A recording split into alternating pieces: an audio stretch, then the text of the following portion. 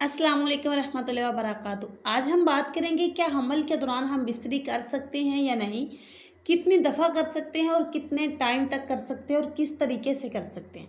बहुत से कमेंट्स आ रहे हैं, मुझे व्हाट्सएप पे भी आ रहे हैं, टिकटॉक पर भी आ रहे हैं, तो मैंने सोचा इसी पे आज वीडियो बनाते हैं। तो टाइम वेस्ट किए बिना शुरू करते हैं। सबसे पहली चीज़ आपने देखना है कि हमल के दौरान आपको प्रॉब्लम कौन कौन से हैं। यानी कि अगर आपको हमल के दौरान प्लेसेंटा प्रीविया बताया गया है, आवल का आगे होना बताया है, तब आपने इंटरकोर्स नहीं करना, बहुत स्लोली करना है। पोजीशन ऐसी रखनी है कि माँ के पेट के ऊपर वज़न ना आए।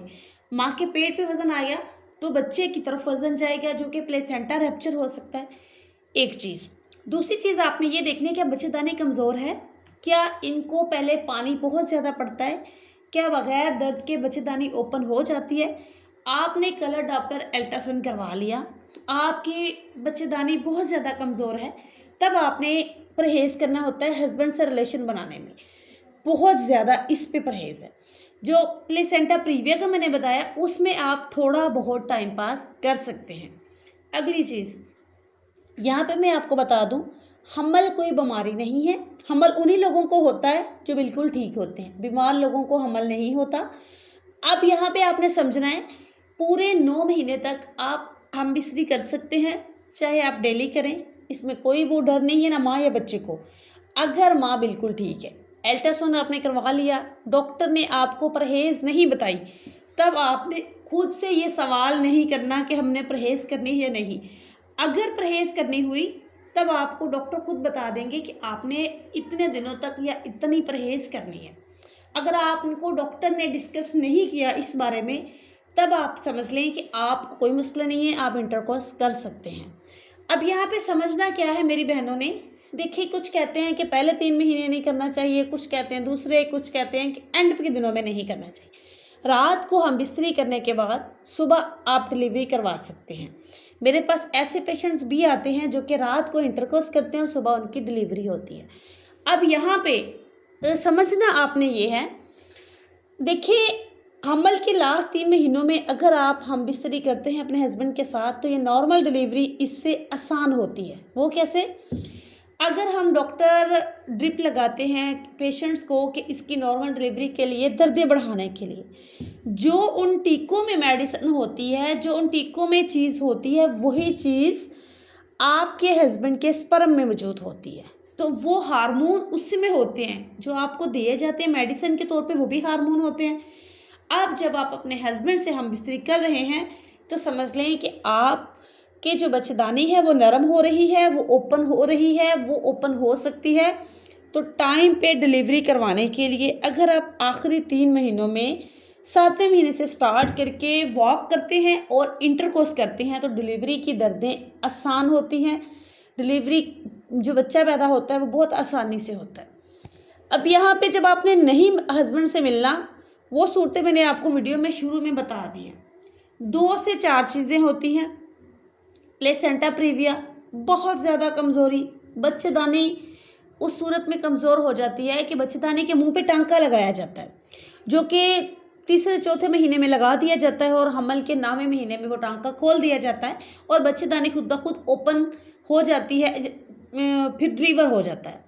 अगर वो टांका नहीं लगाएंगे तो बगैर दर्द के बच्चा डिलीवर हो जाएगा। इस सूरत में परहेज़। इसके अलावा प्लेसेंटा प्रीविया, इस सूरत में परहेज़, या कोई ऐसा मसला है अल्ट्रासाउंड में आया है या डॉक्टर ने आपको बताया है कि आपने इंटरकोर्स नहीं करना, तब आपने इंटरकोर्स नहीं करना। अब बात कर लेते हैं पोजीशन की। देखिए हमल के दौरान वैसे भी आपको पोजीशन वो रखनी चाहिए जो कि माँ के पेट पे दबाव ना आए, माँ का ख्याल रखें।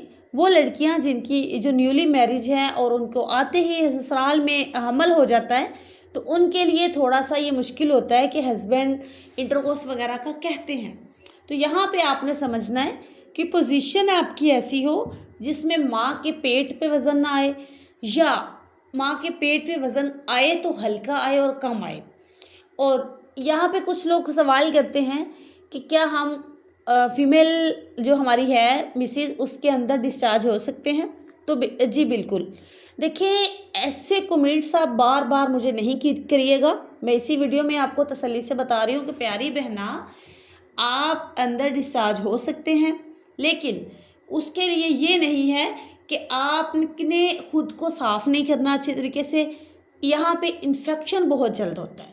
हमल के दौरान इम्यूनिटी सिस्टम चूँकि कम हुआ होता है, जिसकी वजह से इन्फेक्शन होने के अमकानात बहुत ज़्यादा हैं।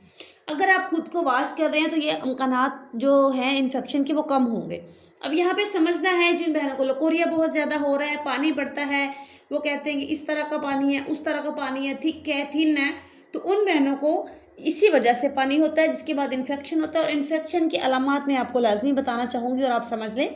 देखिए, इन्फेक्शन जब होता है तो बच्चे को लगने का खतरा होता है।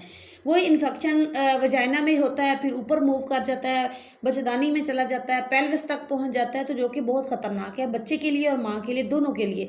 अगर इस इन्फेक्शन के अंदर आपको डिलीवरी हो गई, दर्दें लग गई हैं, तो ये इन्फेक्शन बच्चे की आंखों तक पहुंच जाता है, क्योंकि वो जरासीम बच्चे की आंखों में जाते हैं, वजाइना से बच्चे ने गुजरना होता है। तो जो वो बच्चे जो डिलीवरी के बाद जिनको आंखों का मसला होता है, तो उन बच्चों को इन्फेक्शन माँ से लगा होता है।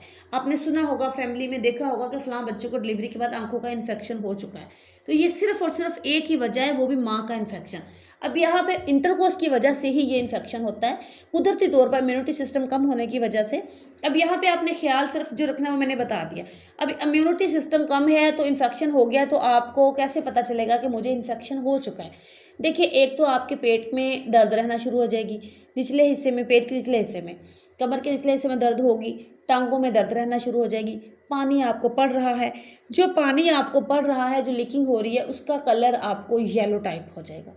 अगर वो येलो टाइप हो चुका है तब आपको फौरी ट्रीटमेंट की ज़रूरत है, फौरी टेस्ट की ज़रूरत है। अब आपको नहीं पता कि आपको इन्फेक्शन हो चुका है या नहीं, आपको अलामात से क्लियर नहीं हो रहा, तो आप एक टेस्ट करवा लें, वरना इसकी अलामात आसान सी हैं। इसमें बुखार हो जाए तो समझ लें कि इन्फेक्शन बहुत हद तक बढ़ चुका है। अगर इन्फेक्शन नहीं, सॉरी, बुखार नहीं है, तो सिंपल जो अलामात है, आपको पेशाब करते हुए जलन हो रही है, खारिश फील हो रही है, दर्द हो रही है, अजीब सा थिकनेस सा की तरफ का डिस्चार्ज हो रहा है, और डिस्चार्ज सबसे ख़ास वजूहात जो है सबसे ख़ास जो अलामत है वो है जो डिस्चार्ज हो रहा है उसमें से स्मेल आ रही होती है, और ख़ुद को खुद से स्मेल आती है। आप अगर फील करके देख लें कि अगर आपको जो डिस्चार्ज हो रहा है उसमें से स्मेल आती है तो ये इन्फेक्शन है, अगर उसमें से कोई स्मेल नहीं आती तो ये इन्फेक्शन नहीं है। अब समझना क्या है, छोटा सा टेस्ट है, यूरिन टेस्ट होता है, 200-300 रुपए का टेस्ट है, वो आपने लाजमी करवा लेना है। अगर आपको नहीं आप टेस्ट करवा सकते तो आपने 200 रुपये लगा के व्हाट्सएप पे मुझसे बात कर लेनी। मेरी टीम आपकी कॉल बुक करेगी 200 के बाद, क्योंकि फ़ेक कॉल बहुत ज़्यादा आती हैं। तो मैं आपको बता दूंगी, आपसे डिस्कस करके, क्वेश्चनिंग करके, कि आपको मसला क्या है और आपने इसका इलाज कैसे और क्या करना है।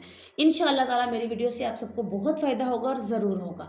यहाँ पे सबसे रिक्वेस्ट करूँगी, प्लीज़ चैनल को सब्सक्राइब नहीं किया तो सब्सक्राइब कीजिए और अपने दोस्तों से शेयर कीजिए।